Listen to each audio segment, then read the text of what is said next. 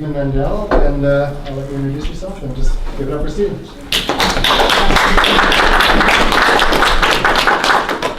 Good evening, everyone. That was a great lead-in. Thank you, Paul. And Brad, thank you for inviting me. It's a privilege to speak to you all. I'm a pioneer in the use of ketamine for mood disorders, suicidality, and PTSD. I can get really deep into the weeds. I don't want to do that tonight. It's a very heterogeneous group, and it's my intention that there be kind of a conversation, and I'll tell you more about that in a moment. I was born in Brooklyn, New York. Went to public schools for grade school and high school. Went to NYU for psychology. Majored in psychology and did pre-med. And went on to the University of Cincinnati in the clinical psychology program. And I was working on my Ph.D. I've been there almost 5 years. And I had the opportunity to go to Keck School of Medicine at USC, and I jumped at that, and I came out here and went to Keck. It was amazing. The medical schools I'd seen back east were really kind of dank and dark and grindy, and Keck was bright and new, and they had a brand new library and olive trees around. I came out here and I could ski and sail on the same day. I thought this was nirvana. Little did I know I was not going to be able to avail myself of that while I was in medical school, but it's here. Anyway, I went to medical school. I did a internal medicine internship at LA County General. At that time, internships and residencies were separated. I went back east to Mass General Hospital to do anesthesia. That's where anesthesia started, literally, in the modern world, and it's pretty exciting to go there. In fact, there's a national historic landmark there where the first anesthetic for surgery was given in modern times. Came back out here and completed that at UCLA, and did it. Excuse me. Went on to do anesthesia in this community for several decades. I had a lot of experience with ketamine as an anesthetic. Ketamine was synthesized in '62, and it came out in '70. That's a long time ago now. It quickly became the darling of the battlefield crowd because ketamine supports vital functions like blood pressure, like heart rate, like respiration. And in some anesthetic doses, it's analgesic. So if you give less than an anesthetic dose to a wounded soldier, if you hit it right, and these guys got really good at hitting it right, the soldier will be analgesic enough that his wound isn't going to bother him so much that he can't actually participate in his own evacuation. There are a lot of people alive today because they can participate in their own evacuation when people are shorthanded. So I continued to do anesthesia, and around the early zeros of this century, I started hearing about ketamine for PTSD and for mood and for suicide. I really couldn't believe it. It's an anesthetic. But I'm very curious. I had almost completed my PhD. I had mood disorder issues in my own family. So I was quite interested.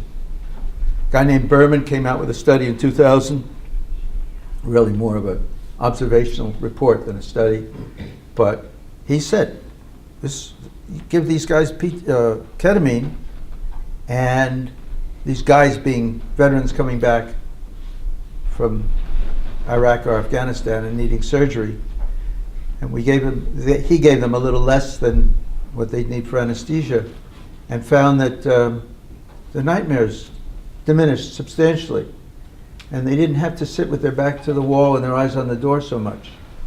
Occasionally they even smiled. It was really quite remarkable. So in 2006, a guy named Carlo Cerati, who's still at the National Institute of Health, and still really a productive researcher in ketamine, published the first randomized, double-blinded controlled study of ketamine for depression.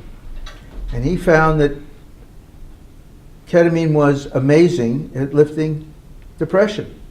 It did it very quickly.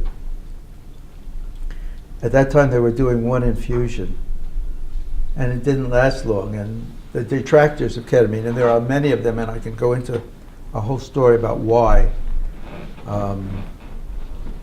But the detractors said, yeah, but it doesn't last more than 4 or 5 days. And somebody got the idea, well, maybe we'll give multiple infusions. And we were off and running, because the initial protocol was for 6 infusions over 2 weeks, 40-minute infusions, 0.5 milligram per kilogram over 40 minutes. And something like 68 or 69% of people had depression lift, and it stayed lifted for weeks or months. So I want to share this experience with you, but before we get into the details of ketamine, I want to give you an overview or my take-home message. Ketamine given by intravenous infusion rapidly and safely reverses suicidal ideation. This wasn't so apparent in the earlier studies, but it reverses suicidality. It typically works within hours to a day or two, and it stays working for long periods. Now, suicide is lethal. Ketamine therapy is safe. It's fast. And it works about, in the literature, 71% of the time. In my clinic, it works 83% of the time. I don't have magic. I'm giving it for 55 minutes instead of 40, and I'm giving well more than 0.5 milligram per kilogram. In fact, I start at about 0.55 milligrams per kilogram, and I go up to well over 1 milligram per kilogram. I use pumps, so I'm adjusting the infusion during the infusion. I don't wait till the next infusion to adjust the dose. I do it at the time. And you play music, I understand. Set and setting, which Yeah. I'm going to come to, are really super critical Yeah. in achieving a therapeutic effect. Set and setting involve many, many things, but music is a very important one of them. And the music matters. Yes. You don't get a lot of mileage out of heavy metal. Yes. Lyrics don't work so well. Heavy rhythms don't work well. We have a whole series of playlists that people come to really like. That's it. It really facilitates their transformation. Binaural beats, does that work? There are people who really are into that, and we provide that for them. It's not the preferred sound stimulation for most patients, but there's a substantial minority for whom it is interesting. Yes. So, take-home lesson is ketamine works for suicide. Suicide is lethal. Ketamine infusion therapy must be made available to suicidal and depressed patients. It's irresponsible not to offer them this option. Now, I'd like this evening to be a dialogue. I'm glad you jumped in. I'm going to give you my take on ketamine as it's used therapeutically. And I'd like you to share your experience with using ketamine and other psychedelics for therapeutic purposes as well. I'm going to go first, but I encourage you to come in and to add to the discussion as appropriate.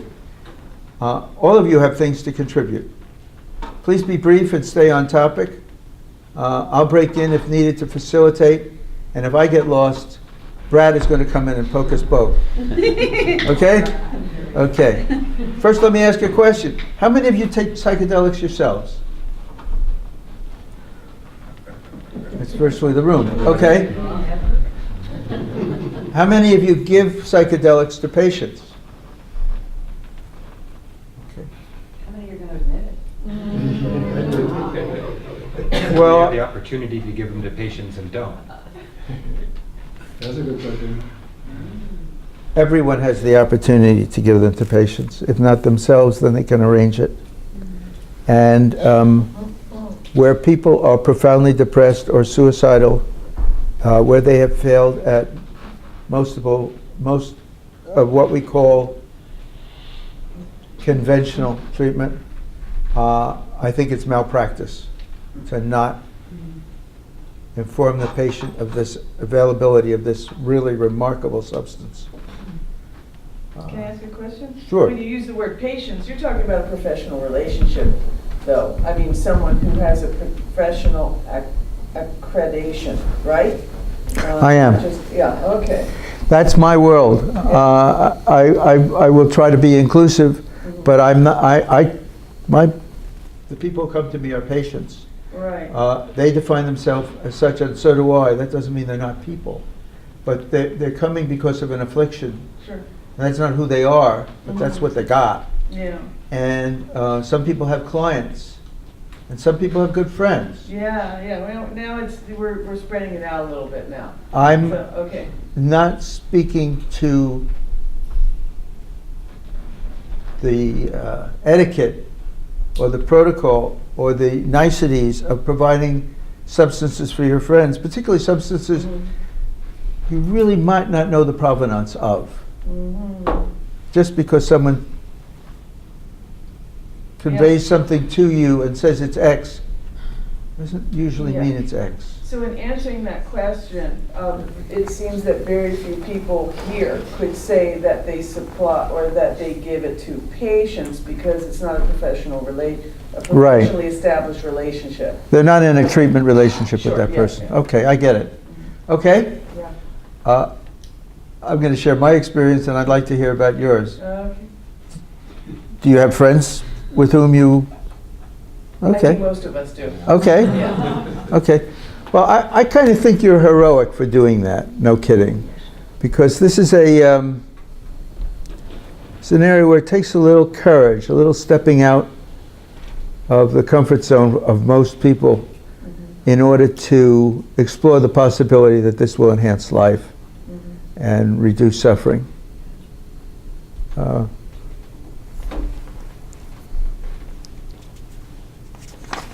I started back when with my mother, who was dying of cancer, just simply getting CBD for her. Mm-hmm. And I mean, that could also be considered in that same area, what you're saying. CBD is not exactly a psychedelic, but at the time it was a lot more controlled, and there was a taboo, so much of a taboo against cannabis products.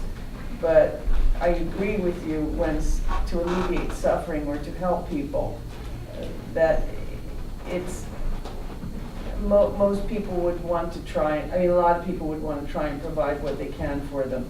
And I agree with you also that you have to be careful about where you're getting, what the source is of what you're giving people. So that's really important. It's very hard to know with most substances, unless you have a fair quantity and some money, what really is in the substance. Yeah. And that can be a problem. If you go to some of the, I learned some of what I know from managing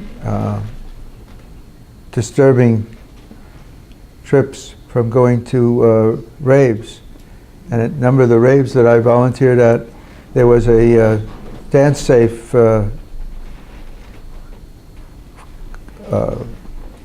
cart, whatever, where people could test and find out what it was they were giving before they put it in their bodies. It's a good idea, since these substances, some of them are extraordinarily potent, but you know what you're putting in yourself before it gets there, if you possibly can. Yeah, I did read to accent that something like 80% of all of the MDMA out there is not MDMA or seriously cut with whatever. It's quite strange. Where commerce comes into this, integrity tends to get compromised. It's a real problem. I wish it were true just for illicit substances.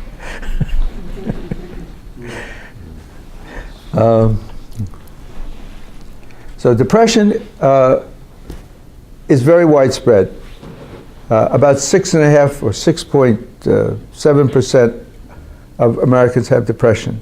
It's the leading cause of disability in this country, more than heart disease, more than accidents, more than cancer. And it seems to be growing. From 99 to 2016, it grew by 28%. Are we talking senior or adults or children also? 18 and up. 18 up. It's quite common in adolescence and in pre-adolescence as well, but that's not part of the study the statistic I just cited.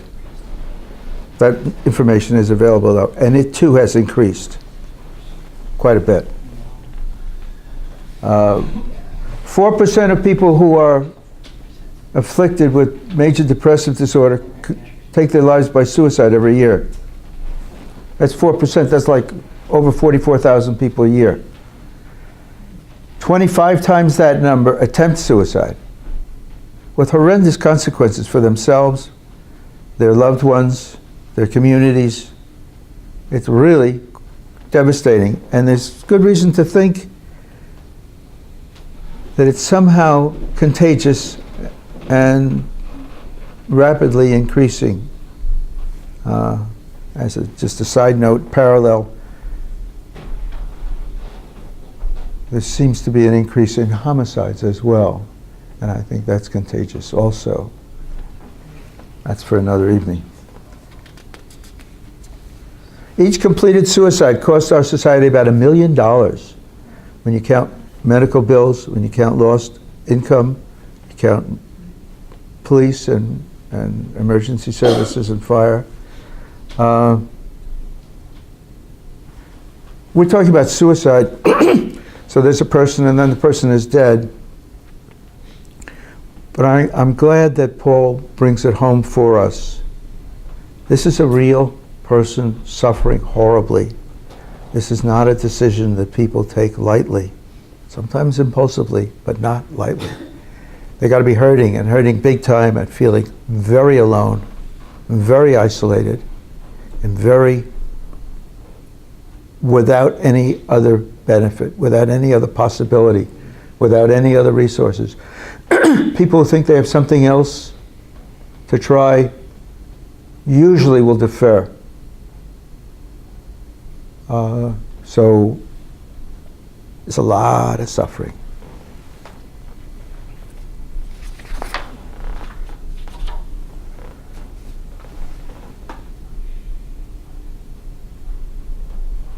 Don't think this is a problem simply for others.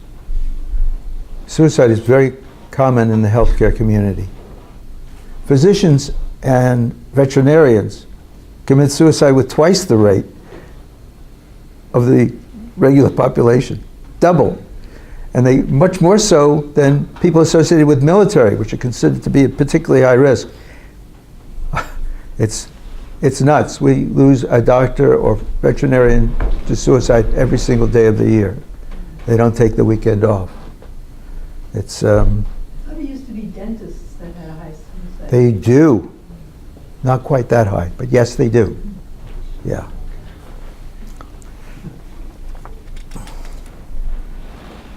So I founded Ketamine Clinics of Los Angeles about 5 years ago, and we treat a huge range of patients. Many come by referral from other caregivers. Others find us on the internet or from friends.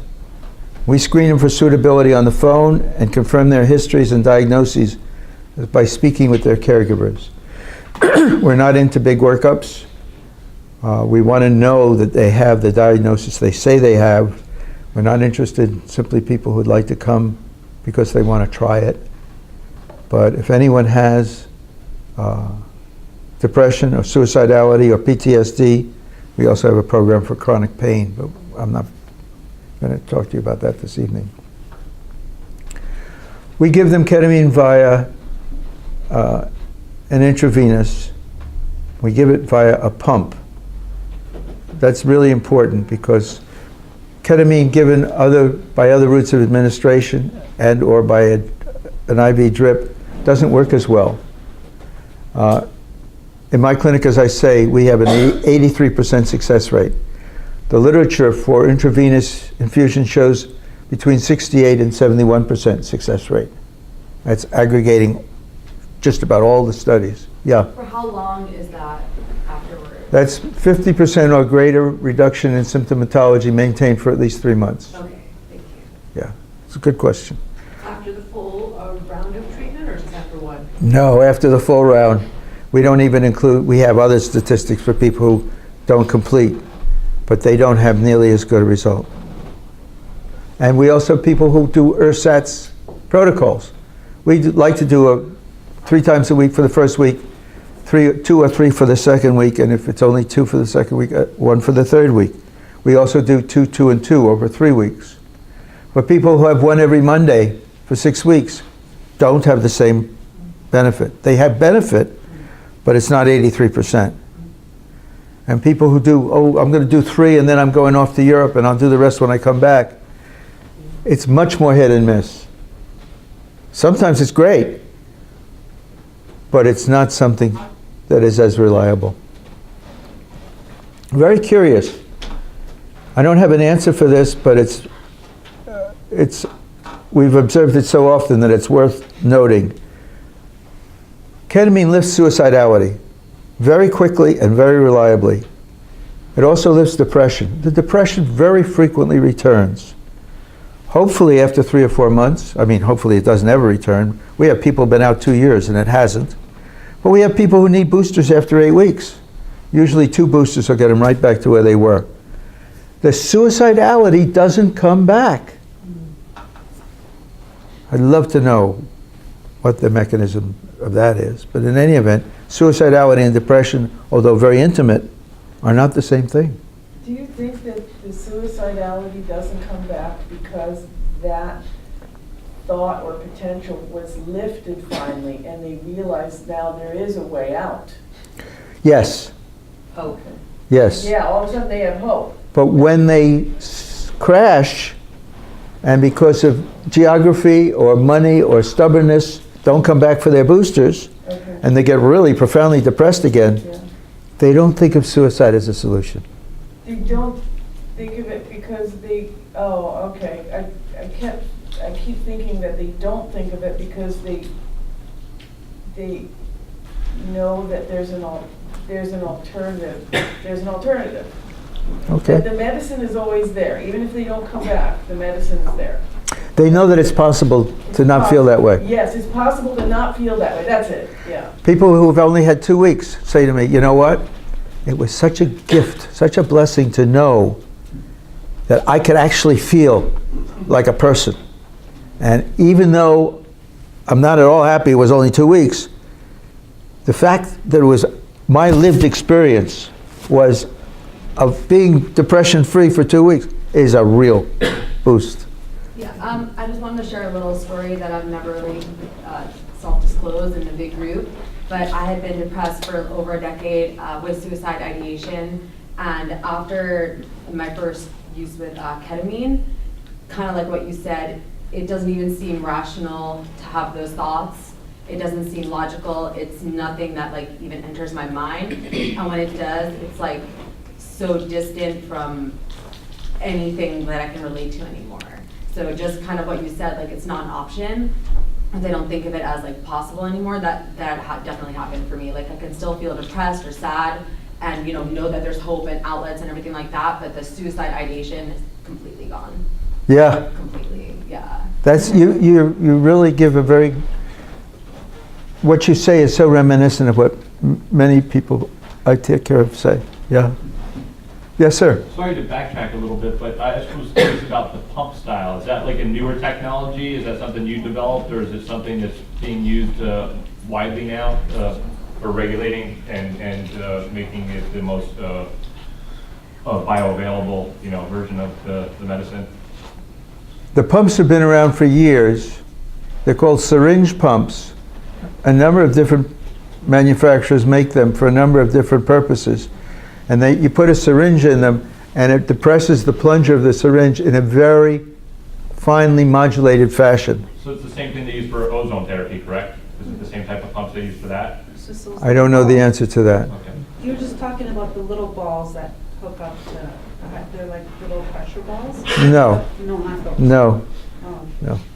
no. People It used regulates to, the flow. they regulate the flow with precision, and I use fine bore tubing, so I can change the amount of ketamine in the bloodstream very quickly, Yeah, on the fly. that's cool. Yeah. I was going to say the question for later, but I'm just trying to get my head around, if you were at the top end, 1 milligram per kilogram, so I weigh 170, that's what, 80 kilograms or so? What is that conversion? About that. About. I didn't say that was the top end at Okay, all. but what's the arc, or what's the volume in the blood over that time, or how, maybe you can help me just describe how that infusion, Total ketamine administered over the session? yeah. It can range from 25 to 30 milligrams to 275 or 300 milligrams. But I'm giving you the outliers. Almost nobody gets 25, and virtually nobody gets 300. Is it even over the 40 minutes, or 50, you say 55? Yes, unless I choose to change it. And that evenness and that steadiness is super important. If you give this as a bolus, all you get is anesthesia. A bolus being a lump, a push. Yeah. If you give this like many people give it IM, and the kinetics of that is such that you have no level, and then you have a very high level, and then you have a gradually decreasing level. It doesn't work as well at all. When I say intravenous via a pump over time, that's super important. We used ketamine for decades. Ketamine was, it still is probably, but certainly definitely was, provably, the most widely used liquid anesthetic on earth. It's been given hundreds of millions of times. It's still the most popular anesthetic in non-developed places because it's safe and it can be given without high precision equipment. It doesn't require a $100,000 room to give. And it works. Those people don't have their depression lifted.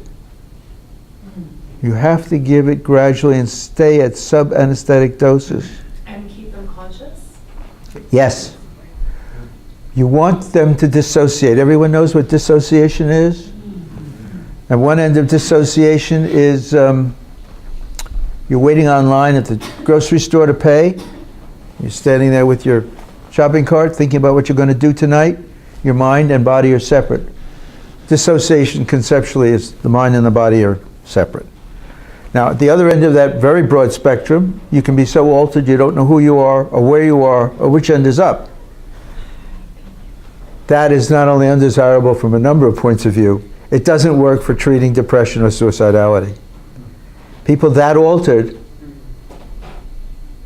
don't benefit the way we want them to benefit. Yeah. It's fascinating to hear that, because I was going to ask a question about mystical experiences. What percentage of your patients get mystical experiences or report them? And is that part of what leads to depression and suicidal thoughts? Because, you know, I'm sure you're familiar with all the psilocybin research and how people get the most benefit for all these different things, from smoking cessation to depression to existential death anxiety. When they have the mystical experiences, that's when they get most benefit. So is it the same with ketamine, or is that something that you try to steer away from? Brad, that is so important and so underexplored, particularly among caregivers, seekers. The crowd is interested in religion. They're very interested in that. But physicians, other givers, think of that as a separate item. Spirituality or mysticism, mystical experiences, is very common, and I think it's very enhancing. I don't have statistics, but many of my patients have near-death experiences. They're not really near-death experiences. Experience a confrontation with death. Many of my patients say, I met God. And I don't know what they did, but I know the people who have that experience do better than the people who say, oh, that was funny. Well, what I noticed. It's extraordinarily hard to assess what people are experiencing. You have to take their self-report, and their self-report is so governed by set and setting. You know, if it's on Sunday and they're in church, they met God. If it's Saturday night and they're at a rave, they got stoned. Well, is it any different? It'd be interesting if you got that data with your patients. Yeah, it would. Because I posted something in Lamps just a couple days ago about a study with 5-MeO-DMT with the toad venom. And you know, they're pushing like how it can lift depression and anxiety. And someone who was pivotal in that research said, you know, well, that's all fine and well, that's true, but it's kind of overlooking the more important fact that people have mystical experiences, which is much more like transforming than a temporary relief of their symptoms. Okay. So it's kind of funny that, and I understand the reason for that, because we kind of want to Trojan horse it in, and the medical community might not, you know, give a shit about mystical experiences. They want to see results in dropping depression and anxiety. Well, yes. However, if the route to reducing depression and anxiety and suicidality or PTSD symptoms is through mystical experiences, then we're very interested. It's just to make. Janssen just came out with an S-ketamine, which is a nasal insufflated ketamine. It doesn't work nearly so well as intravenous ketamine. You'll see in the literature, oh, it's a cousin of ketamine. It's ketamine-like. Ketamine is a mixture of two isomers. Am I talking Greek? No. Okay. Many organic chemicals have different shapes in nature, a left and a right. Just like my hands really are mirror images if you put them against the mirror. But when you really look, facing the same way, this has an appendage on the left side, this has an appendage on the right side. Ketamine is a 50-50, not all racemic mixtures are 50-50. Ketamine is a racemic mixture, 50-50, of an R and an S isomer. And Janssen chose the S isomer to bully the FDA into approving as a patent so they can make money on this drug, because they thought it would have less psychedelic effect. And now they're stuck with an isomer. Fortunately for them and for those patients who use it, the difference is pretty minimal. But it doesn't produce quite the spiritual experience or the mystical experience of the R isomer. But when you hear it's ketamine-like or ketamine light or cousin of, no, it's half of what we give.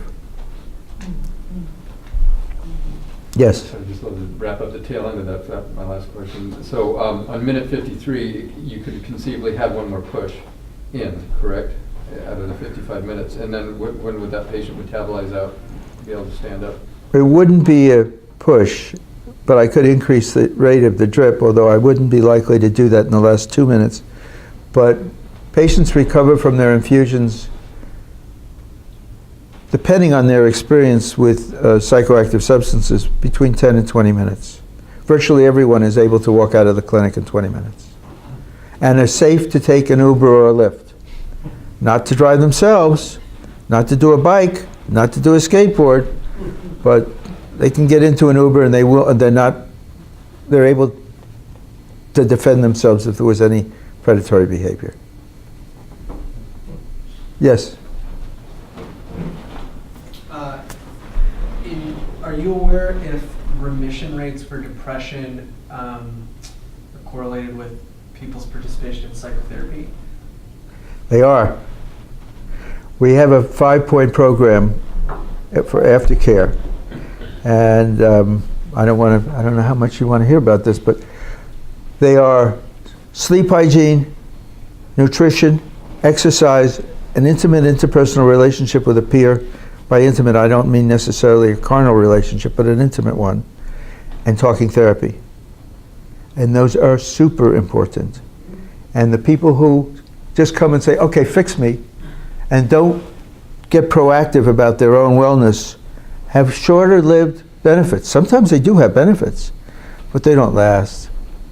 The people who kind of lean in and get involved and do the meditation and do the mindfulness and do the journaling and try to do some art and develop a relationship if they don't have one, and find a therapist if they don't have one, and really work on sleeping when it's dark out, 7 to 9 hours, and getting rid of the blue stuff from the computer or the phone for at least an hour before they go to bed.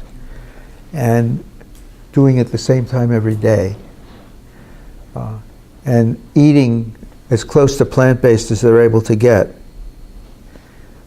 And exercising, not like they're going to be in the Olympics next week, but steadily, daily, 5 days a week. It doesn't have to be forever. 20 minutes, 5 days a week, will make you live longer and feel better every day that you live. But you can't do 8 hours at Mammoth on Saturday and say, well, I've done it for five months now. It doesn't work that way.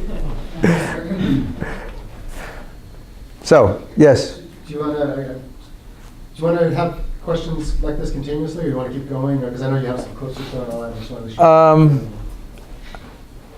I feel like people are getting what they want to get. I'm happy with that. Okay. If the stuff that I've written down to make sure to cover for you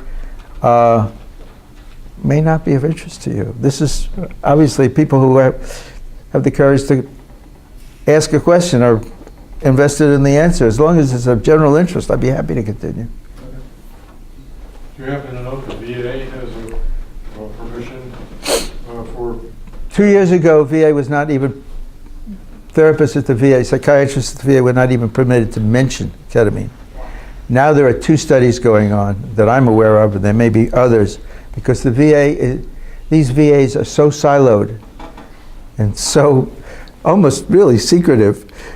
The one in Nashville doesn't know what the one in Chicago's doing. They don't know what the one in Atlanta's doing. It's a little sad because we're not taking the care of our vets that we could and should.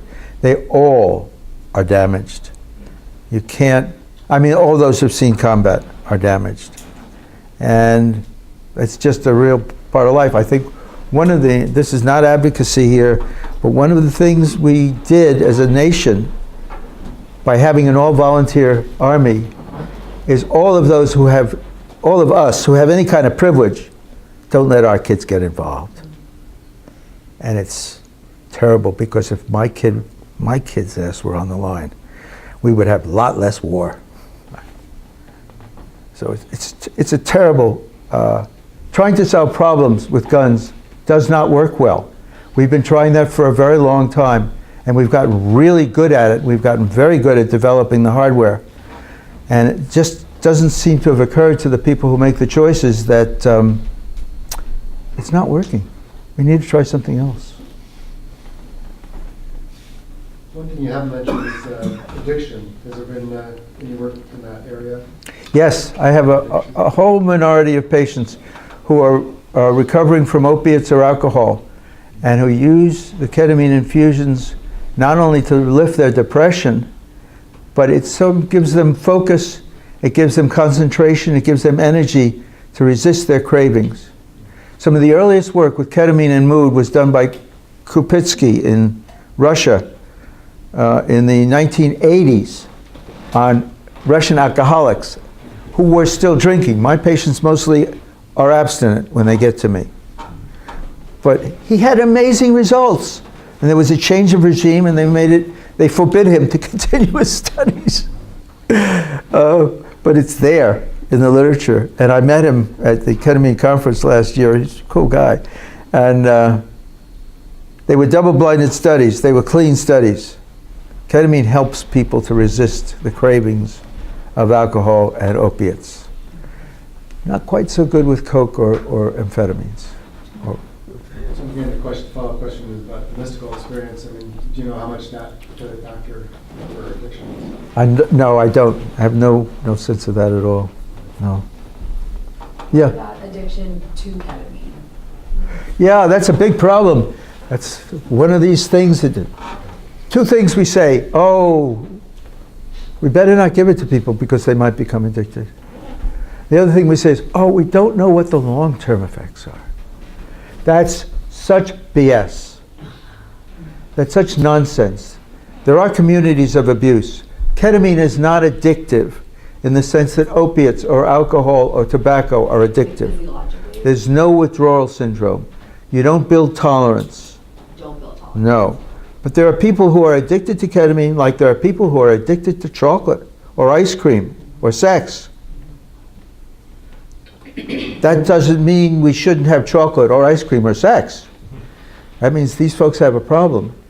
There are several communities of abuse. China, as a nation, attempts every 2 years when we have our international get-together about pharmaceuticals to try to ban ketamine because they have 2 big communities of abuse in China.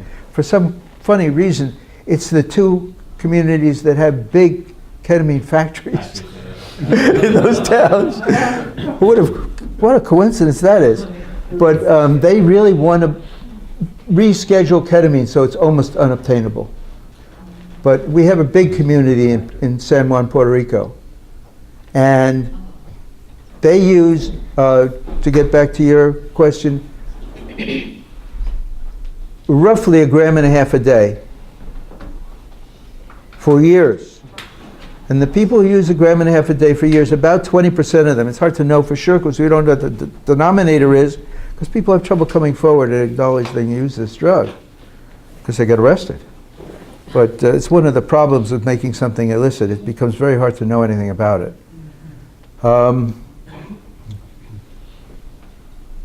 The people in San Juan who use 1 gram plus a day for 5 years, 15 to 20% of them have kidney and bladder problems.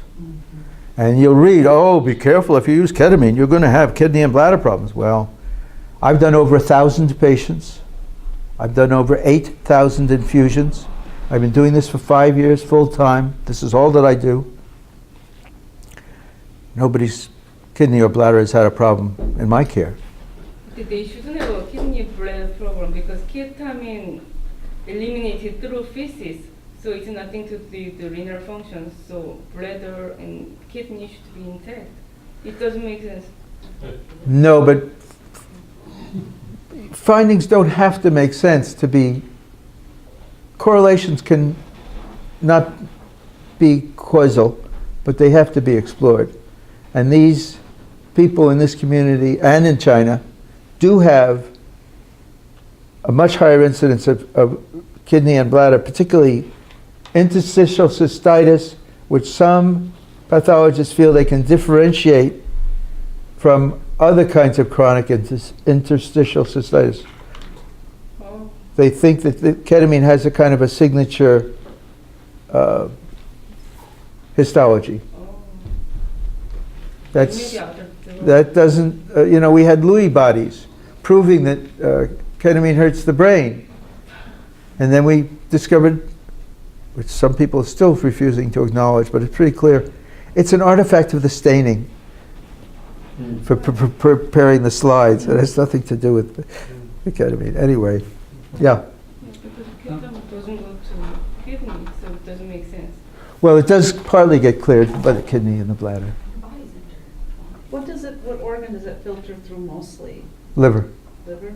Yeah. Yeah, but it eliminates through feces, like doxycycline. It doesn't directly go to, it doesn't eliminate it through urine. It's majority of them are eliminated from feces, so it's safe to kidney, that's what I'm saying. Okay. Your whole body's connected, obviously it could. Yeah, always be- but from liver, there are 2 different ways. Right. Yeah. Yes. I said I had a tough work situation. I stopped regular psychological care about 3 years ago when I retired. And I had to raise Cane in order to get a depression and anxiety diagnosis written down by my HMO. They did not want to write down any, I was barely upright, and I was talking to the person in charge of the psychology department in order to get that. So I'm pretty sure I have PTSD, but no one's diagnosed it. If I was interested in ketamine infusion therapy, do you need patients to have like a more recent interactions with the regular psychological industry? Preferred, but not essential. And we don't need a diagnosis. We don't need a referral. We don't need a permission. But we do like to confirm what people are telling us independently of their telling us. And the HMO doesn't have to treat what you don't have. And if it's not written down, then you don't have it. Exactly. Yeah. What do the sessions look like while people are, you mentioned the set and setting and music. Is there talking during it? Are people blindfolded? Or It's a good question. We have private rooms. When people go in the room, they get into a recliner. Their intravenous is started, they're monitored, and they have the option of reclining, of having pillows, blankets, noise-canceling headphones, music, and eye shield, the kind that people wear on the airplane to sleep. All of that's available, all of that's optional. People can have other people in the room until this infusion starts.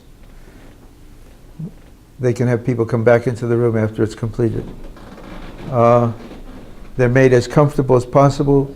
Sometimes we talk about an intention. I know there's somebody over here who does a lot of work with integration. No? I do. Okay, you used to sit over there. Okay. A long time ago. Okay. It's really important to do integration work, and the time to start the integration work is before the infusion, not after people are altered. And so some people, very naive people, just want to do it. But after a while, they want to set an intention. And they may have had a session with their therapist that coordinate it with their infusions. So they come in the room, they have the recliner, they make very comfortable, lights are dimmed if they choose. Some people say, oh, that's scary, I want the lights on. They can have them on.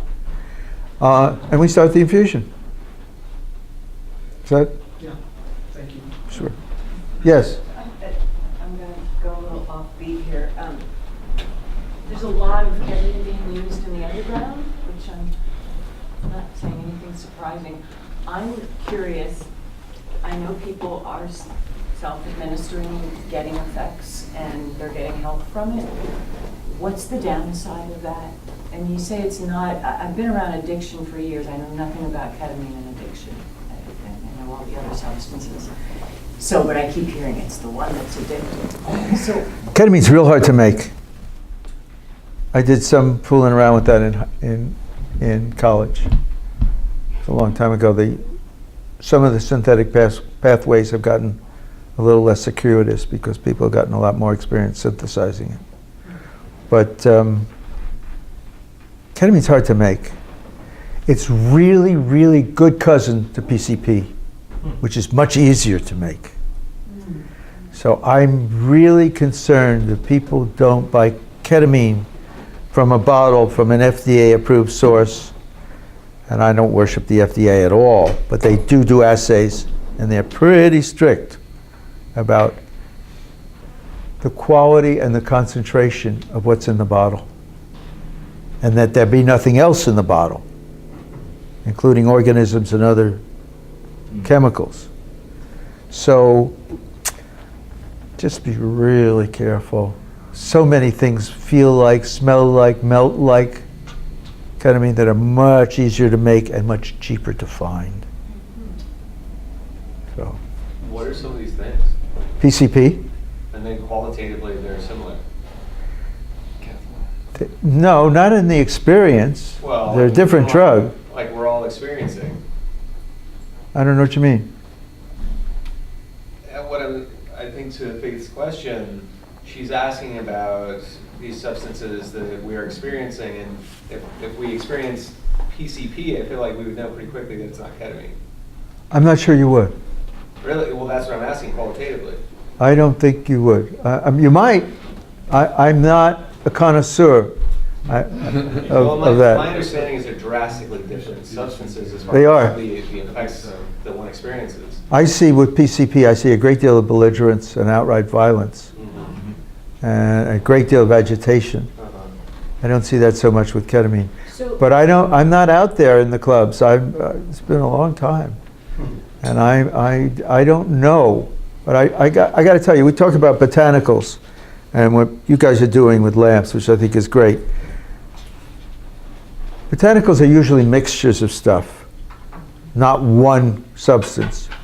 And the kind of reassurance is almost all of them have been in use pretty continuously for millennia, for 4,000 or 5,000 years. So if bad stuff were going to happen, we probably have an inkling. Most of this synthetic stuff, like acid, like ketamine, like MDMA, like this meow stuff, they're a few decades old. We don't know squat about them.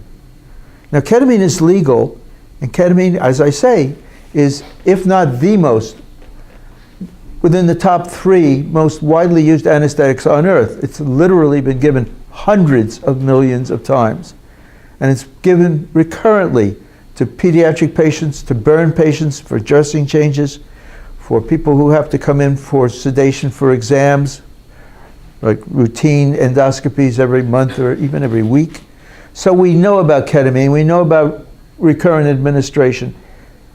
We know it's safe. The way we use it and the amount we use it. Not saying anything about a gram and a half a day for 5 years, that's a different story. But we don't know about these other substances, and they hold great promise. Psilocybin is amazing, MDMA is amazing. I think they have tremendous promise for therapeutic use. But we better find out whether they hurt people. Even if we use them and we felt really good the next day, it's not quite sufficient before we put it in the drugstore. One second, I just want to finish up real quick. Sure. I'm not talking about street drugs. I'm talking about people are using these therapeutically in circles in the community. They're using the sinus sprays. I'm asking you, how much of a risk is that as far as damage done to the body, addiction, whatever? Modest amounts of it, so far as I know, are perfectly safe. Now, I say perfectly safe, doesn't mean you can go and drive a car. It doesn't mean you can sign a contract. It doesn't mean you can take out your loom or your sewing machine. You'll hurt yourself. No skateboarding either. But as far as the chemical hurting your body, we have no evidence that it does. Ketamine is a cathetone. I just cut you off. Is it cathetone? What's the word I'm looking for? Category. Well, my specific question, there's a Dance Safe is great. They produce, or they provide a Mandell reagent you can buy for very little, which is a reagent that tests for ketamine. Won't tell you what's in the compound, it'll just tell you if there's ketamine in the compound. So is PCP or a cousin compound, could you get a false positive? It's a very important question. I do not know the answer to that. They would, and it's probably on their website. Yeah.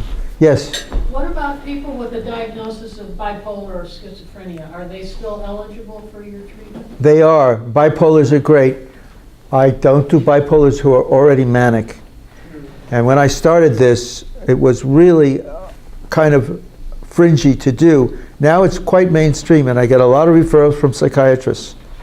And even some of those who said, I wouldn't do this with my patients ever. That was 5 years ago. Now they're doing it. Bipolar depressed, bipolar type 2s are low-hanging fruit. They respond so reliably. It's wonderful.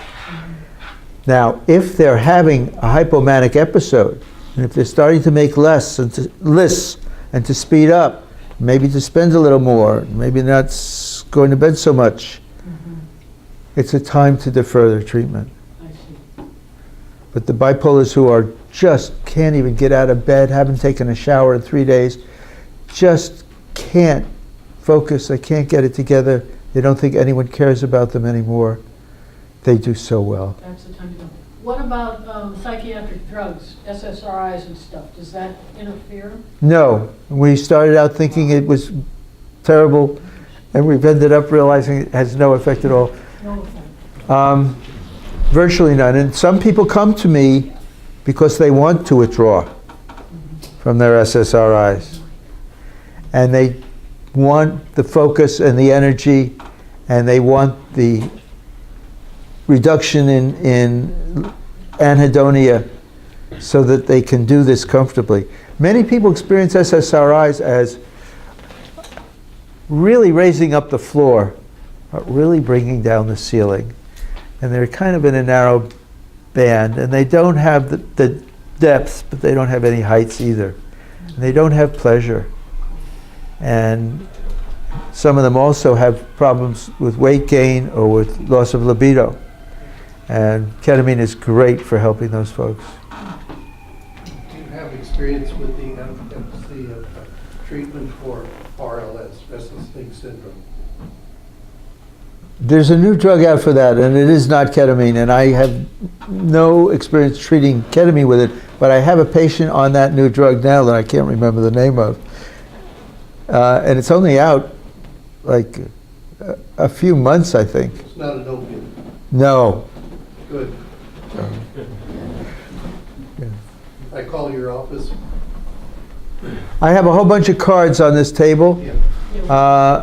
I'm not touting anything, but I am touting ketamine for therapy, and I also need a physician assistant or a nurse practitioner. I also need a nurse. I also need an admin person. I also would like to affiliate with a psychiatrist. So just putting it out there. So if You can ask. You can ask. if it doesn't have any withdrawal symptom, how do you decide if you need a boost? Good question.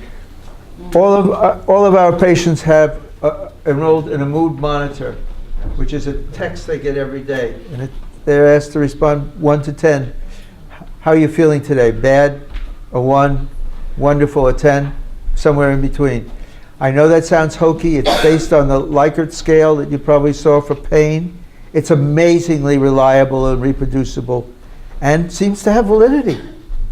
It correlates highly with the MADRS, the Montgomery-Åsberg Depression Scale. It correlates well with the Beck Depression Inventory. So we send them this text every day. And people have been cruising along at a 7 or an 8 or a 6 or a 5 even. They came in at a 2 and now they're a 5, and they're a 5 for months. Then they're a 4 for a few days, and then they're a 3. It's time for boosters. There are people who have really, really strong feelings about never feeling that way again, and they do it by the calendar. But for people who have some money and time constraints, most of them wait until they start to dwindle a little. And the point is for them not to wait too long, because as you start to go down, you start to, the hopelessness, the helplessness, the sense of worthlessness comes back. And that makes it very hard to get in action around your own wellness. So you can't let it go too far. What sort of time frames are you talking about there? 18 months to 3 weeks. Although I will say, and I don't have good data on this, although I have the raw data to do this, it seems that the intervals between boosters tend to increase with time. So people who need a booster or a pair of boosters, we don't give one booster usually, after 3 months, the next boosters will be after 5 months more, not 3 months more. Maybe even more after that. So you mentioned statistics about 70% effective, maybe up to 83% effective in your clinic. Can you talk about the percents that don't get help, and is there any indication or any evidence that is out there where we can predict people who won't have it? I would love to be able to do that. That would be amazing. And I look for it, and I urge my staff to stay vigilant. We haven't been able to figure it out. Some of the most despairing people, the high OCD people, don't respond as well, and they take more. But it's also good for OCD, but not as good. I'd love to know that, Brad. But I tell you what, we are discovering something that's quite important. We've had a number of people who came in because of friends and family, and they stayed having their infusions even if they didn't have a response. We used to stop people after the third or fourth if they had no response. Why have the sixth? You don't need it. It's not doing you any good. Save your money. It turns out there's a whole cohort of people who have virtually no response, in the first 6. And then gradually, 2 or 3 weeks later, you see their mood monitor starting to go up and up, and their PHQ-9. It's a Columbia quick and simple test that we give all of our mood monitor patients every 2 weeks. It's a rough assessment of suicidality. We see that starting to improve. So it's really important not to write people off as non-responders because they haven't responded to the first few. And especially now, ketamine used to be a real adventure and people were pioneers and blah, blah, blah. Now it's kind of become a little bit of a darling. And there are a lot of people getting into ketamine who really don't know how to do it. And the tendency for a doc who doesn't know how to do it is to give too little. And they give inadequate dosing, and then they say, it's too bad, you're not a responder. Some of these people go on to TMS, some of them go on to ECT, some of them go on to suicide. That's just no good. They have to have an adequate trial at adequate doses before you can conclude they're not going to benefit. Quick follow-up. We had Terrence Early speak here, and I wish I'd heard him. He's a yeah, good guy. I think we have it on, recorded it. But as you know, he does IM instead of IV. Yes. So, and he gave his rationale of why he prefers IM. Can you address that? Why you prefer IV as opposed to IM? Is it intramuscular? Yes. Intramuscular doesn't work as well. I'm really fond of Terry Early. First pass effect. In liver, First pass effect, yeah, yes. liver eliminated. It doesn't work as well, and it is the darling of a whole crowd of psychiatrists. Terry is among the most well-read and highest integrity of the group. I have a standing offer to the psychiatric community. I'll provide infusions. They say, well, I can do psychotherapy. And so you can't do it with IV. In fact, you can do it with IV way better because you can get just the blood level you want and sustain it for as long as you like. Once you give ketamine in a muscle and take the needle out, you're stuck with what you got. And the first pass effect is there, and you get a great rapid rise in blood level, and then a parabolic fall. And you can't modify that. Yeah, you could. You can give another IM. But if it's too much, you just have to wait until redistribution lowers the blood level to the point where people are coherent. But I have a standing offer for anyone who's doing psychotherapy with a therapist who's giving IM. Come to my clinic. I will make it possible for that person, that woman, or that man to do therapy with you while you're having an IV infusion. And you can tell us what you think. There are almost no studies of IM. There are now dozens and dozens of studies of IV. IV is completely reproducible. IV can be turned off and the blood levels fall below therapeutic within minutes, and you're home free. If people have a hypertensive crisis, if they have a dysrhythmia, if a lot of things happen that can happen, that don't often happen, that are bad, you can bail. Try doing that with an IM. It doesn't work. The main virtue in IM ketamine is psychiatrists know how to give it. IV requires some knowledge. All these people went to medical school. All of them could pick up or re-pick up doing IVs within hours. And there are lots of really good IV courses for the weekend. It's way better. Hey Brad, will you give like clip notes of Early's rationale for why IM is better? Part of it was you don't need a nurse. It's easier. And but I think his rationale was that it works just as well as IV. And I don't know. That's- The main idea of that is. No, he does IM. I've been to his office, he's been to mine. No. No, that was. He does do oral, and there's a huge group of people up north, a guy named Phil Wolfson, who's leading a movement for ketamine-assisted psychotherapy. And they give it sublingually, because orally doesn't work well. They give it sublingually, and if they need more, they give it IM. And they're experimenting with sub-Q. And I have a standing offer to any of these folks. I'll go to where they are, and I'll give an intravenous infusion. It's just, it flies in the face of reason. But it's a very strongly held belief in that community that IM is just as good. The other thing they say is, we're doing therapy. All you're doing is giving a drug. Like, this is the only thing I do. This is, it's so great to have people who care and are compassionate fighting with one another. Because as long as they don't speak with one voice, the stakeholders in keeping things the way they are don't have to change.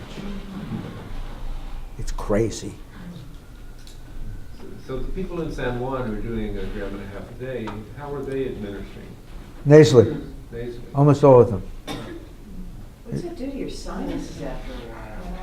It rots them pretty good. It rots them pretty good, but not as bad as Coke. I didn't hear what you said. I said boogers. Boogers. Yeah, a lot of boogers. Yes. You may think it's boogers, but it's not. No, most of them do it. Some of them inject intramuscularly, but typically nasally. Do you have any experience with the American Association of Ketamine Physicians? A little bit. I'm the president. Really? And I'm the founder. I was going to ask you Yeah. what you thought of them, and are they on top of things? So I think that's probably still a good question. We have gone from 6 people in March of 17 to over 200 people. We just had our first annual conference in Austin last September. We're going to have another one this year in outside of Denver at the airport. We're growing very fast. It includes a whole bunch of ketamine practitioners from all the states and from Canada and from England. And I think we have someone from Spain. And we have a couple from Australia. Mm-hmm. It's a heterogeneous group. Most of them are physicians. We have a lot of nurse anesthetists. We have some nurse practitioners and some physician assistants. And in many jurisdictions, they can operate independently. They tend to be pretty good because they are really vigilant about the protocols. Some other people, not so much. They think they can do it better than everybody else by deviating. You know, when somebody has a recipe that works, you really have to know what you're doing to deviate from it. It's better to master the way that's known to work before you deviate. So there's a huge debate in the organization about setting minimum standards. We do have some general standards.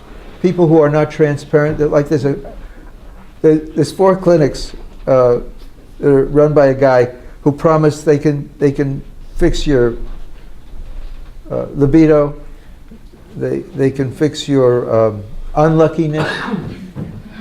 They can do a lot of things because they have a proprietary additives in addition to the ketamine. And they applied for membership and we declined them. But not everyone in the American Society of Ketamine Physicians does it exactly the same way. And they're all required to keep track of their results. But there's been no real inspection set up at this time. And we're just convening a committee on standards other than transparency, full disclosure, and meticulous record keeping, and monitoring during infusions, we haven't gone much further at this time. Thank you. Have any of your patients experienced somatic shaking or relief, trauma release, physical tremors, anything of that nature during the therapy? Yes, Yeah. yes. Although what's more common is people say, I was able to experience my trauma without the affect, or with greatly diminished affect, so I could really re-experience what happened. And that, particularly if they have a coach or a therapist, enables them to rework it in a way that it doesn't keep bullying them and distracting them from what's going on now. Because having all these things triggering a person is a lot like having them try to drive a car using the rearview mirror. It doesn't work so well, and they know that, but they can't not do it. And this helps them to rework that so they can put it aside. Have you collaborated with your patients' therapists ever to have them do psychotherapy during the sessions?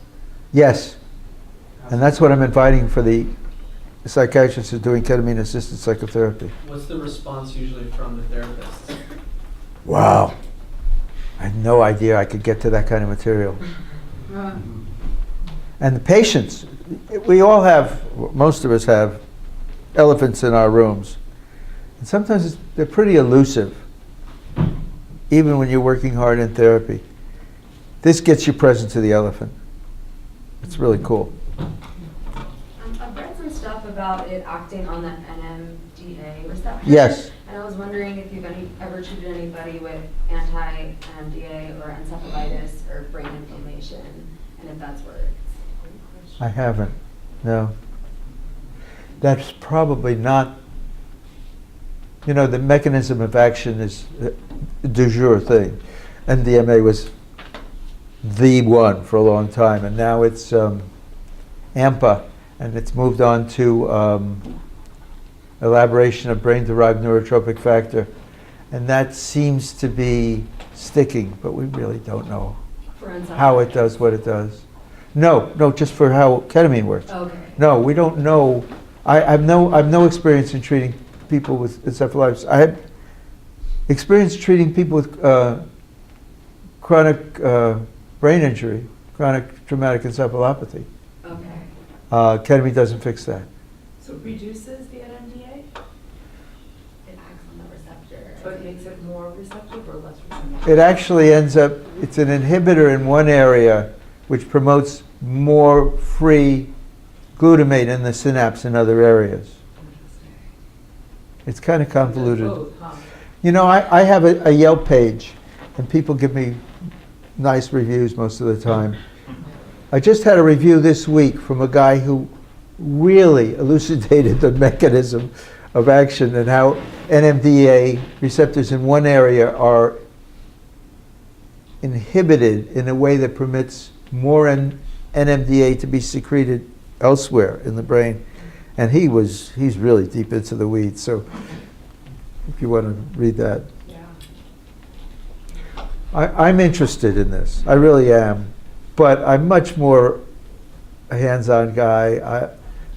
I don't know the metallurgy behind the cylinder heads in my car, but I can start it and drive it anyway. And this is interesting stuff, and it's promising if you're a neurochemist and you want to design a new agent. It's really good. But if you're trying to help people to not suffer, it's somewhat beside the point.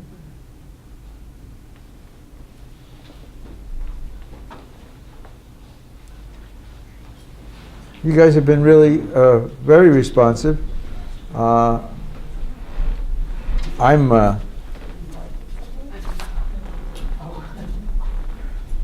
told you about IV being the only route of administration that has good data.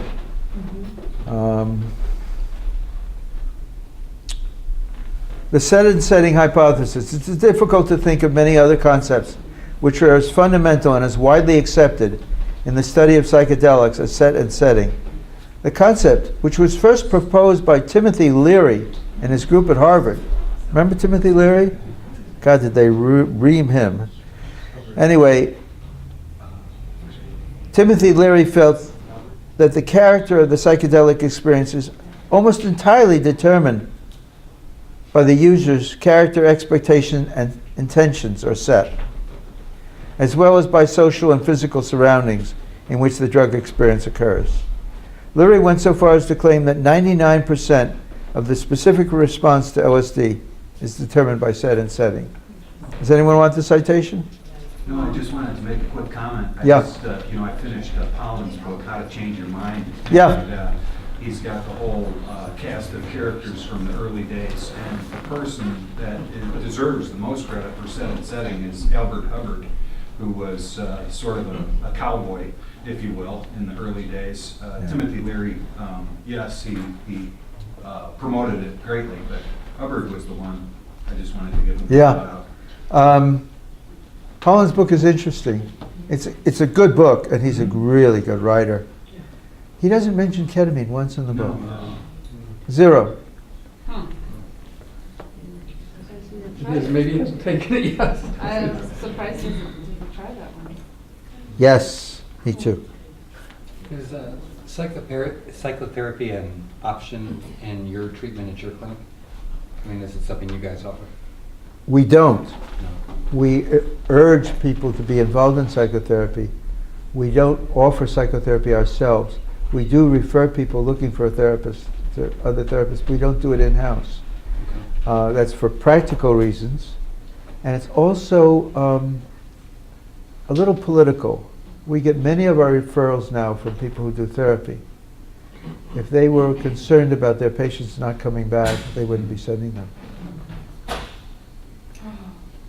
But, I mean, are your patients free to bring their own therapist in for that? Is that something that you guys do, or is that By pre-arrangement, we do that, yeah. I'm curious if you have any patients who in the prelude or the aftercare part do flotation therapy too. A few people have mentioned it, but not very common. But it's something worth looking into. You know, John Lilly was very into flotation. Yeah. Oh yeah. Flotation and ketamine. Yes. Yes. Correct. I think I drove him a little crazy. It's flotation is everything for that guy. Yes. I know you didn't want to touch on the chronic pain aspect, but how many Would of you? your patients with spinal injuries come in for relief with back pain, and what are your results with that? Well, there are a lot of ways to characterize pain.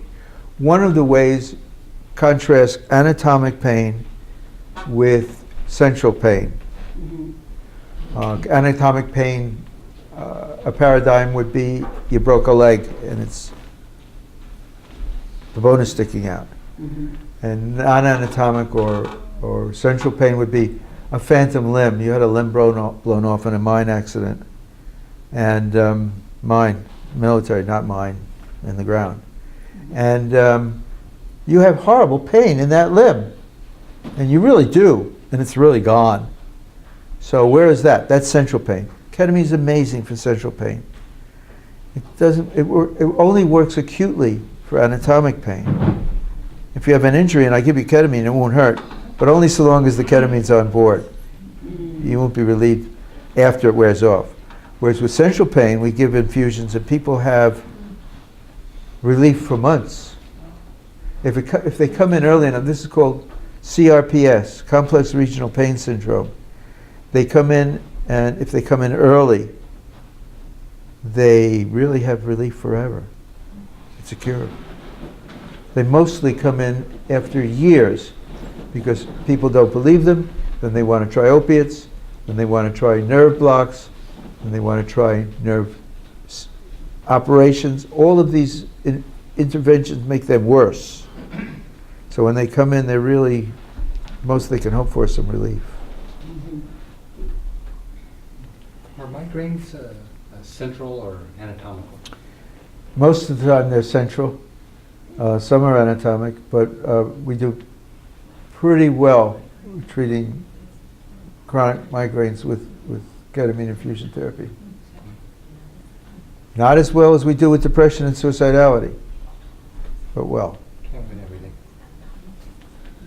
everything. Yes. I just want to say that the inner mad scientist in me would really love it if you were to experiment with autism. With ketamine, I mean, I don't even know if you have the opportunity to do that, but Wallace just showed me something that said about the NMDA receptors, and basically it ends up effectively lowering the glutamate in the brain, which is like super, super important for people with autism. There's a famous autism clinician researcher named Amy Yasko, and the very first step of her protocol is to balance glutamate and GABA. In other words, lower glutamate, increase GABA. Increasing GABA is a lot easier than lowering glutamate, which is quite difficult. So if you were to have the opportunity to experiment with that, it seems like it would probably be a really good thing. And encephalitis in general, but certainly autism being like, a big encephalitis. Yeah. That's very interesting. Yes? I recently saw a documentary from Israel about people with PTSD being treated with some kind of drug, and it was a documentary, so they showed them. I don't know if you saw it. MDMA, I think it was. Pardon? Was it MDMA? I don't know. There's I wish I an knew. Israeli film out on it now.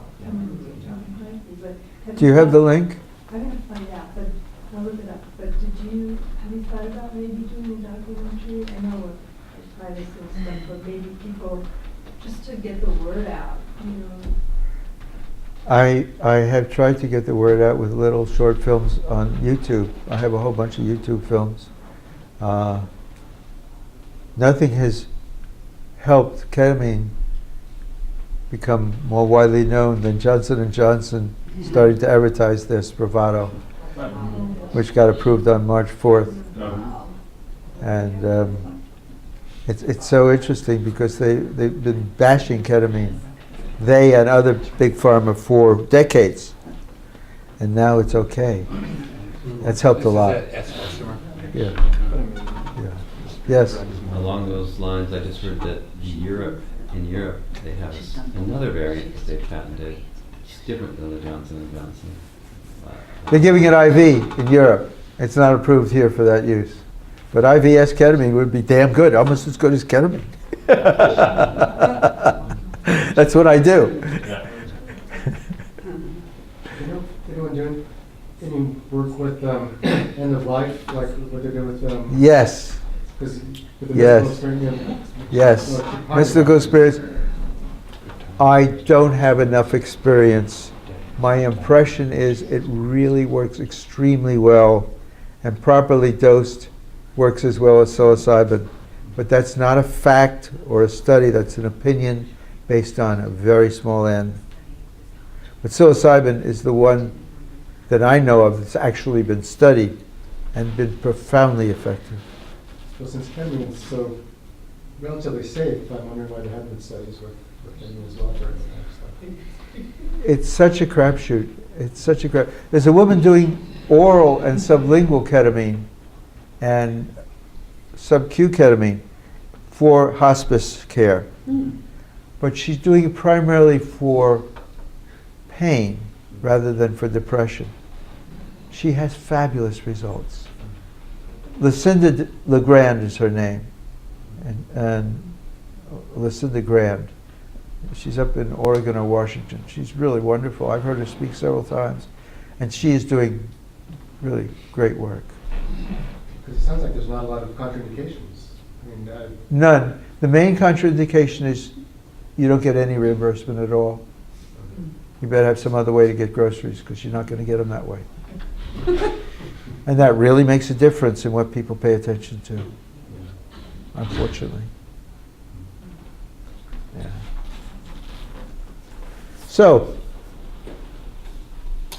think about ketamine when you hear about suicide. It really works very well, very fast. Take a card if you like. If you know a psychiatrist or a nurse practitioner or a physician assistant or or plain old RN who's interested in psychiatric care, I'd like to hear from them.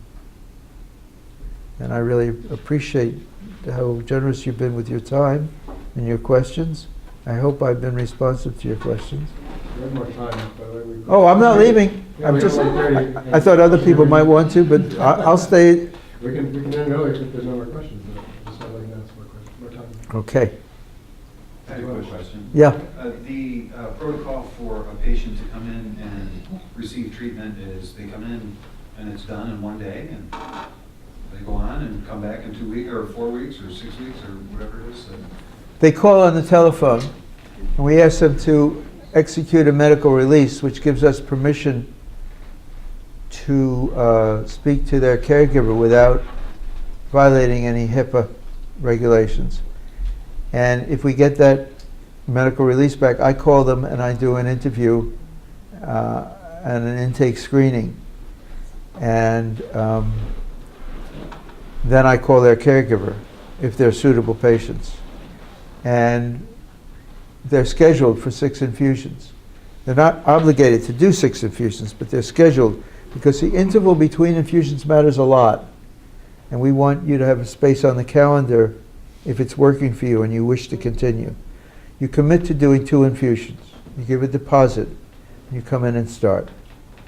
Typically, we're running about 2 to 3 weeks lead time. But if people are suicidal, we will fit them in. What's the interval between infusions? It's very important that it be 48 to 72 hours for the first pair, and its increasing intervals seem to work very well, or keeping 2 days. We have a protocol for people who come from out of town. We have people coming from literally all over the world. We had several people from Australia earlier this year, which is really cool and wonderful. And why should they have to come 8,000 miles? It's terrible. Mm-hmm. But hey, they come and we take care of them. We do a 5-day protocol. An infusion a day, every day for 5 days. It's much harder on them. But the results, so far as we can tell, are just about as good. But ideally, how many days in between? Ideally, between the first 2, I like 48 hours. And then I'll go 48 to 72 between 2 and 3. And between 3 and 4, again, 48 to 72. And 4 and 5, I'll go out further. And between 5 and 6, I'll go a week, 10 days even. Okay. 10 days is pushing. Okay. What types of insurance you can carry? PPO, HMO, Medicaid? PPO gives you the best shot. HMO, they don't pay at all. Good PPOs are starting to pay. But that relationship is between you and your insurer. We do not have someone in the office who sits. Basically, getting insurance reimbursement is you have to have a full-time person sitting on hold most of the day. And we don't have that. What is it billed as? Is it a psychiatric procedure or? It is, except I'm not a psychiatrist. Yeah. So I can't use that. Huh. But many people, it's also a medical procedure. It's an infusion. And there's medicine involved, and there's an IV involved, and there's monitoring involved. And I'm the only clinic in the United States that's Quad ASF certified. So I'm certified as a freestanding surgical center, which was excruciating to get. But it's kind of cool because our facility has been inspected and certified by the most prestigious and the most rigorous of all of the certifying agencies. So, What is the cost? it's $1,500 for the first pair. That's $750 each. Subsequent infusions, if you choose to do them, are $600 each. So if you do 6, it's $3,900. People who do 5 because they're from out of town or whatever, it's $3,300. We do have an arrangement with Advanced Care, which is a lending company. And they'll give you a medical services credit card where you can draw down the money interest-free if you pay it back within 1 year. If you don't pay it back within 1 year, the interest is not very comfortable at all. So you have to plan that. But it doesn't have to be all of it. Maybe you've got $2,000 and you don't want to wait until you've got $3,000 or $4,000 to get started. You can draw it down and do your infusion. And I've had people who were not employed get employed. Lots of them. Because they were too poop to pop. And then they get creative and they get energetic and they get able to make phone calls and they get able to shower and get dressed and get out there. And it's cool. For someone who completes the 6 infusion treatment, do you have any experience with them over long term, like a year, 2 years, 3 years? I have experience up to 5 years.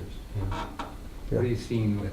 Do you have anyone who's only done it the one time and had any effect years later, or do you have to go back multiple times?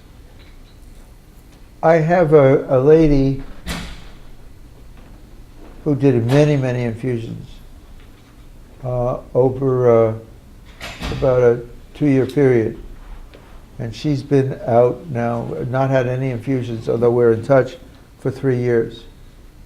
And she's playing the flute, and she's dating, and she's gone from about 320 to about 200. And she's not using her walkers anymore, her little stalks. And she's gotten noticing some benefit from it, even that far. Yeah. She sent me an email when Spravato came out, and we talked for a few minutes. Yeah, she's pretty happy, Cam. Yeah. Can you say a little bit more about the phenomenology of it? You mentioned a little bit about dissociation and stuff. For instance, what is K-hole, and what do people report happened during these? Like, what are some of the more typical experiences people report? It's very common to feel that people feel early on, because each one is different. It's really remarkable. Most consistent thing that people say is, that was not the same as last time. That was different. That's reliable. And I don't really determine the journey that they take. I just provide the fuel. I'd love to be able to see where they go. It's very hard to share it. I've had several journalists come and specifically come for treatment so they could write the definitive thing on what it's like. But it seems to be outside of language for them. And these are people who write professionally. Having said that, many people experience a near-death experience early in their series. Some people say, I died. Many people say, I met God. Many people say, I went on a fantastic journey.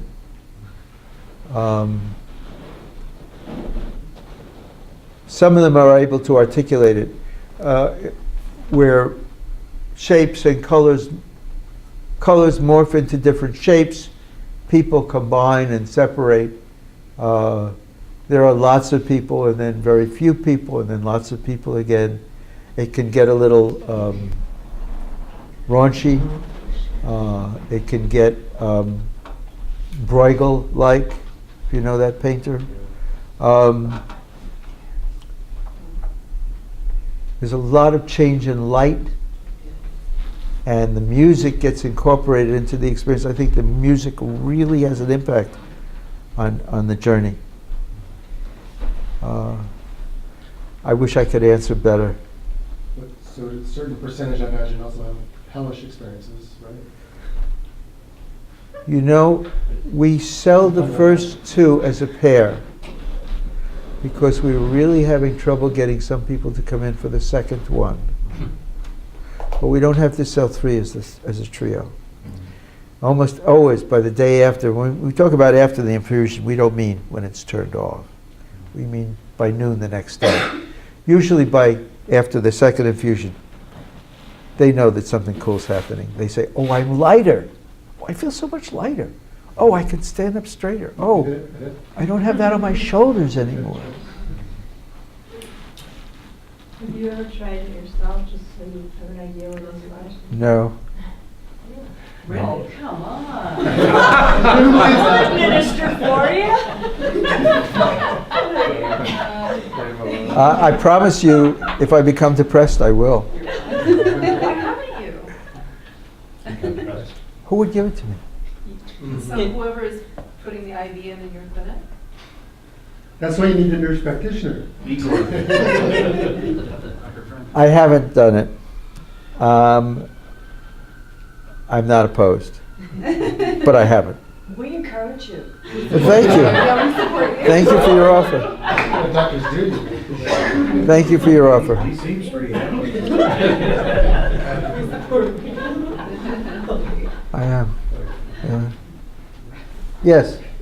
As a pioneer in this field, I'm curious if you have any thoughts on the kind of analog novel dissociative anesthetics that have been coming out in the last few years. What do you, I'm not sure Things what you're like, referring to. Ketamine and PCM and things like that. I'm not familiar with them at all. I'd like to know more about them. Basically, there's a lot of ketamine analogs that are being produced, mostly in China, but being discovered, yeah. They're all novel, and they all Yeah. have dissociative anesthetic effects. Wow. Did you say one of them was that isomer you was talking about? No. I just heard about that yesterday. Someone said they were at Burning Man and they got PCM or what's it called? The popular ones are like PCM, and there's DCK, which is deschloroketamine. So they're very similar, but they're different. Yeah. It's sublingual too, right? All routes. We do, for people who have very robust responses to ketamine infusions, but who need boosters fairly often, some of those patients we put on sublingual lozenges that they take at home in the evening. And that really, it's not enough to get a benefit without the infusions. But for most patients, it really seems to sustain the benefit substantially. Somebody who was getting 8 to 10 weeks is now getting 15 weeks, 16 weeks. It's a big deal for them. As far as the experiences, especially for a patient completing a full 6 rounds, are you noticing any patterns as far as like a narrative arc in the experiences? Yes, but it's awfully mundane. People come usually having tried so many things before they get to me, and it's not going to work for me. And they cry about it. They know it's not going to work for them. Then it starts to work, and immediately it's not going to keep working. It's going to go away. It's not going to last. And then it's, how long is it going to last? It takes them a while to relax into, it's really okay to feel good. You really don't have to be afraid that someone is going to take it away from you. But you do need to be proactive if you want to sustain it. And you can't just wrap it in cotton and put it in your top drawer. You've got to go and use it. You've got to get out there. When you feel like, we have we monitor something called Lassitude, which is essentially the sluggishness that some people have between when they think of doing something and when they're actually able to execute on it behaviorally. I'm sure you all have a drawer in your kitchen or a garage or a closet that you could finish in an hour or a half a day, and you've been meaning to do that for 2 years. Okay, that's lassitude. Okay. Depressed people have it much worse than you do. And it's paralyzing. They think of something and they need a whole committee meeting just to get out of bed. And it takes a long time. Or to take a shower is a big deal. Even personal hygiene tends to suffer.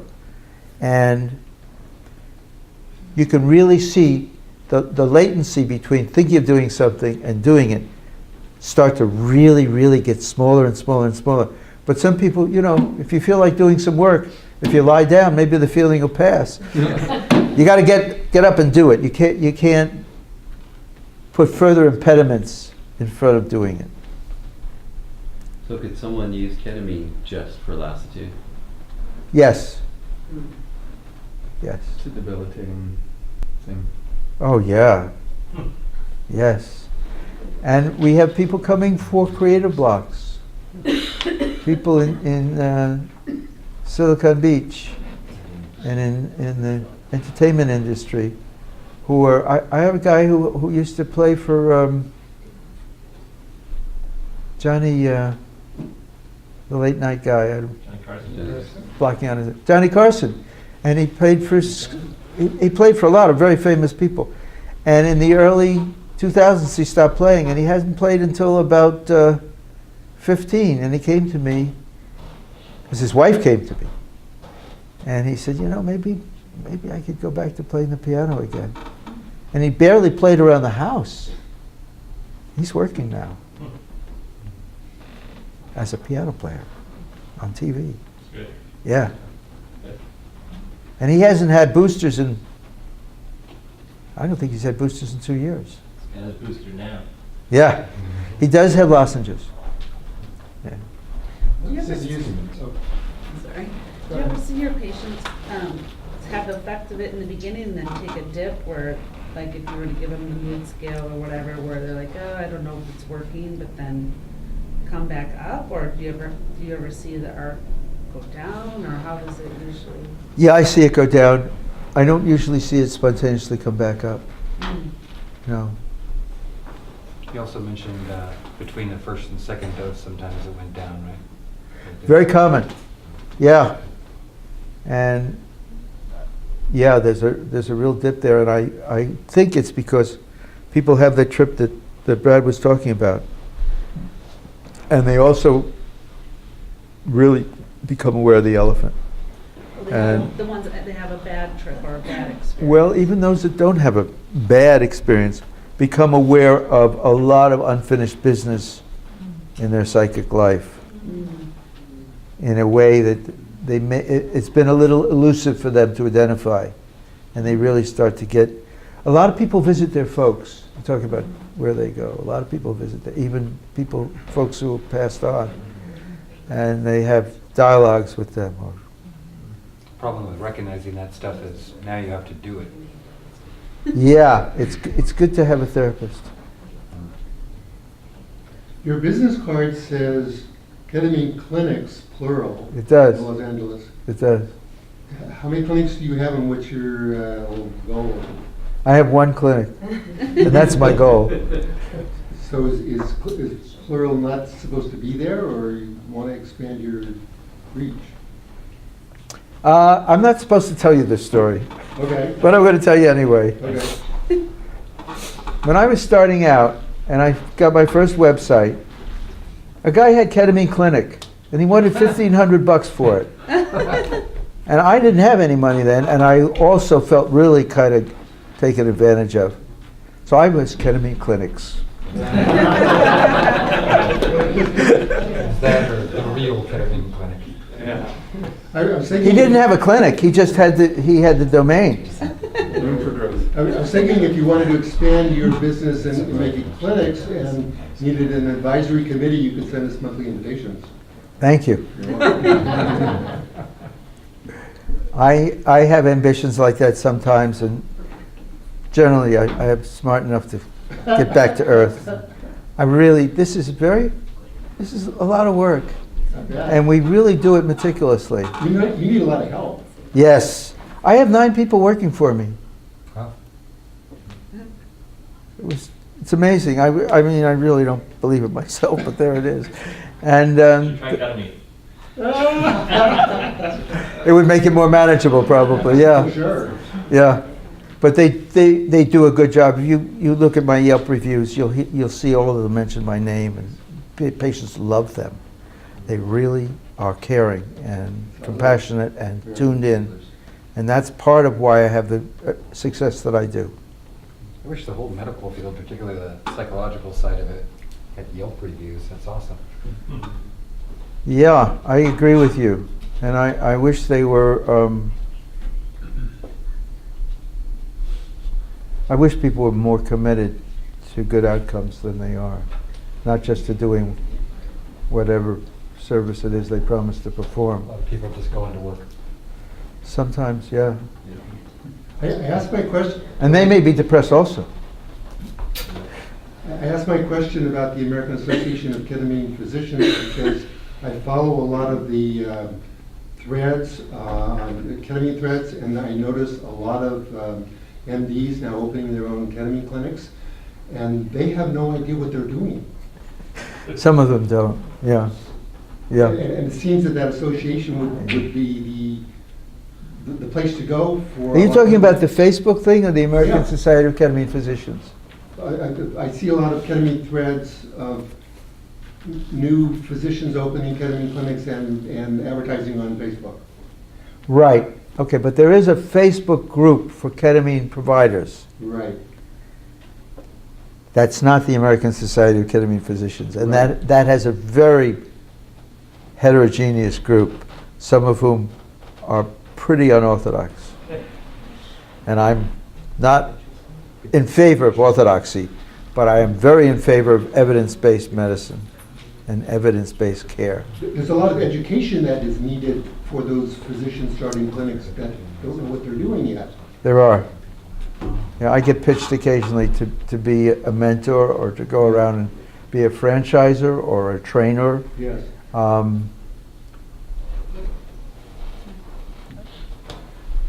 I'd like to run my clinic.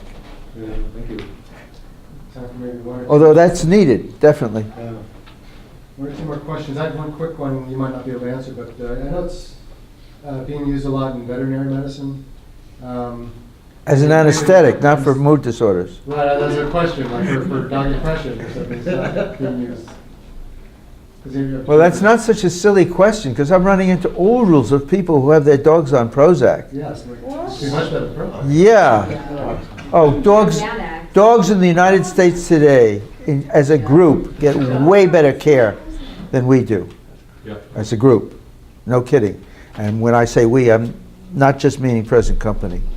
But people on HMOs and people who are on Medicaid don't get anything like the quality of care that many people's dogs get. They don't. And there are lots of dogs with mood disorders. I mean, after all, they're abandoned every day. Come on. And they're lonely. They have issues. They have issues. I would love to try ketamine. There's an impediment, though, because I wouldn't want to have to start IVs in all those dogs. But sub-Q possibly, or a lozenge. Training a vet. It's an interesting area. Are you asking for any dog we know? No. Yeah. Ketamine colonic exist? I know that's a really powerful way to take medicine if you can't. Colonically? Yeah. I have a woman patient who takes her lozenges that way because they taste terrible to her, and she's tried them in all of her orifices. Pretty much the second best way than IV, beyond the. Well, it's slow. And part of it goes through the liver, so this whole first pass is a problem. But yeah, she's getting boosters about every 6 or 7 months, where she was getting boosters 10 weeks. Yeah. The boosters are like 2 infusions? Yes. So, what's your opinion about ketamine is Schedule 3, number 3 drug, Schedule drug category 3. So, what's your opinion about that? Because Schedule category 3 means it's there is abuse potential. So, what is your opinion? Scheduling is quite arbitrary. It's not based on any empirical evidence. Marijuana is a Schedule 1 substance. Schedule 1 is unobtainium. Schedule 1 is a substance that's a threat to your life and has no value. Heroin is a Schedule 1 substance. The scheduling is arbitrary, capricious, and economically driven. Alcohol and tobacco are not scheduled. Alcohol, perfect. I never thought of that, but it's just perfect. White-collar Alcohol and crime. tobacco are not scheduled. Yeah, white-collar crime. Kills more people than, What about white collar crime? That's the people who were at the FDA and the CDC and the DEA, white-collar criminals. Somebody in the White House now who's getting ready to drain the swamp. Those Yes. people. We're draining the swamp, and we have collusion between an aircraft manufacturer and an approver of aircraft to permit the sale of an aircraft that was unsafe. Just shooting crap with other people's lives. It's unconscionable. I think I heard Ralph But it's- Nader's niece died last week in one of those crashes, and Right. that may be the end of them. To get Ralph Nader on your ass. Yeah, Ralph Nader's been talking about it. It's, I'm not. Another week. one of the things I was going to say at the end, first of all, that you reach out and encourage other people to do this. I thought there were more providers here than there are. And I wanted to show you a couple of movies about participating in a movement. But I also wanted to say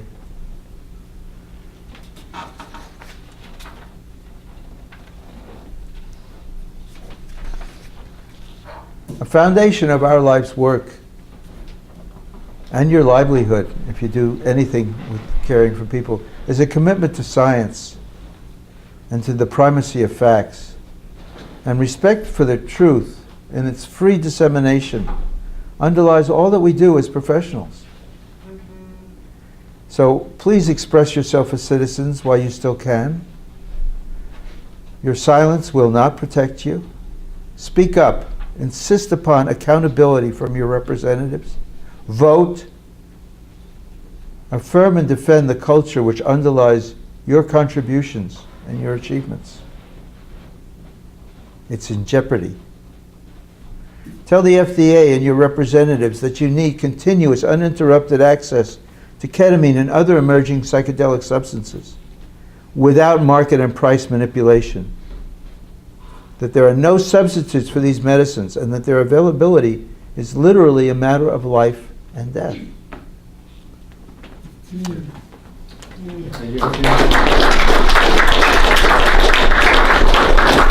Thank you all.